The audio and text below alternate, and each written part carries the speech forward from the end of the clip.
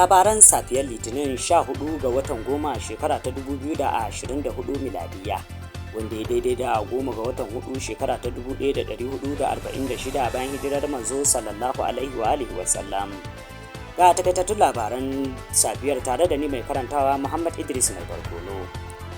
Garuruwan da ke babban hanyar Gusau zuwa Funtuwa sun nemi ƙarin ɗaukin hukumomi saboda kamarin hare-haren 'yan fashin daji da ke buɗewa matafiya wuta suna satar fasinjoji.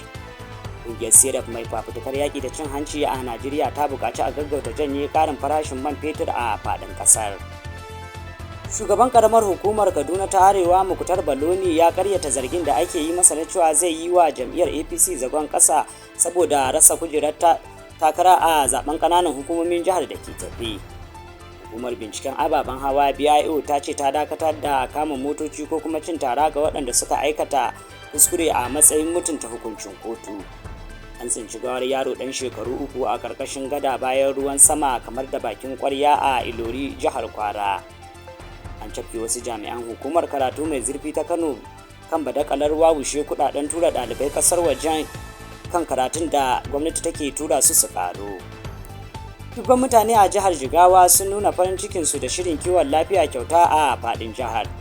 Rundunar 'yan sanda a jihar Nasarawa ta kama wasu mutane biyu da ake zargi da kashe wata 'yar kasuwa mai suna Fisiliya Nankenwa a garin Akwatashi a ƙaramar hukumar Obi. Jirgin ƙasa ya kashe wata mata mai shekaru 50 a jihar Legas.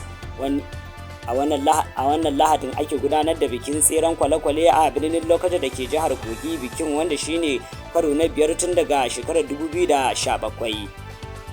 Wani halin jirgi maras matuki da aka kai wani sansanin sojoji da ke Isra'ila ya kashe soja 4 da kuma karin wasu mutane 60 da suka ji raunuka.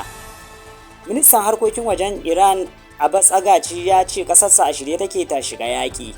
Shugaba Biden ya isa Florida kuma daga nan zai karasa wasu yankunan da mummunar guguwar Milton ta shafa a ranar Laraba.